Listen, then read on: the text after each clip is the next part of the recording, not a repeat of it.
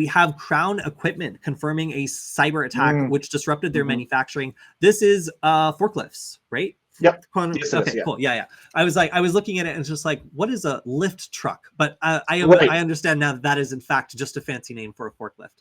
Mhm. It makes sense. Since around June 8th, employees have been reporting the company was breached and basically all the IT systems were shut down. There was also a lot of uncertainty around like how they were going to get paid or when they were going to get paid. Right. Frequently, when we have these sorts of internal IT attacks, it disrupts a business's ability to know like who works for them and like how to pay them.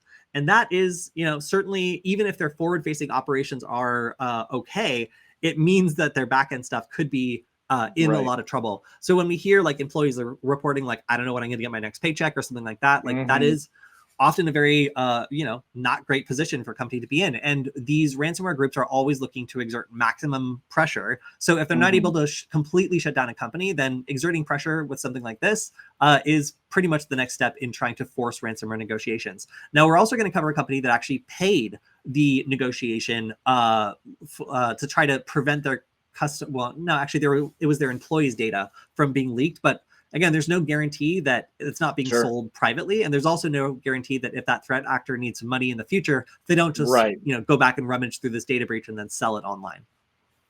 Yeah, there's plenty of instances where we've seen that. I mean, we won't spoil the story, but they're cyber criminals. The key part is criminal. Like, what do you think you're getting out of it?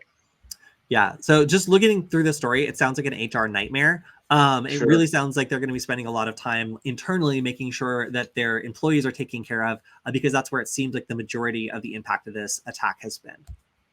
The other interesting thing about this article before we move on from it is just the thing that struck me about it is the level of confusion in communications, which I don't think is the best look. Because I think it was in the article. They're like, oh, well, yeah, we don't know what's going on. You guys have to take PTO while we're down. We're not paying you. And then they're like, well, it's actually a cyber attack. The change in communications, I don't think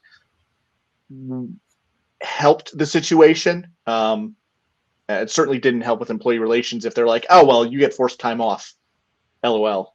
Because we're good. Yeah. Well, I think that the new reporting requirements for like publicly traded companies to come forward within a certain amount of time and like disclose information about a breach, like I think that's a really, really important law. Like I think that the reason that we did that is because people were being so inconsistent and everybody involved in the breach was just getting taken along for a ride and being made more easy victims by not being aware of what was happening. That's really what our goal in I guess the government's goal in like making that rule was. I wish that more companies would learn that lesson, that like transparency and like making sure that people are aware of what's happening from the beginning is really, really important for people's ability to like plan their lives or know what's happening the next day. So yeah, that's like a very, very frustrating turn of events, but obviously like could be handled with a little bit more grace potentially. Although again, we see all sorts of companies get hit with this, and especially like privately owned companies, they just do whatever. Like, I don't know if you remember, like we covered a trucking company that was just like, message us on Twitter. We'll tell you where your truck is. Like, are you sure? Like, is that the best way for them to reach out to you? Like, do they need to be like a verified account or like, what's your security protocol here?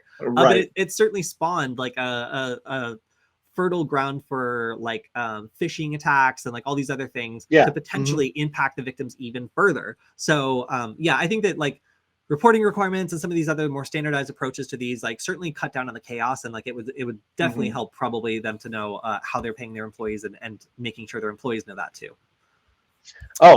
Funky Monk said Crown and the Heister have GPS and tracking on them. Next project, lift truck spoofing, if you want to be fancy about it. create a fleet of virtual forklifts. Yes. That sounds kind of nice.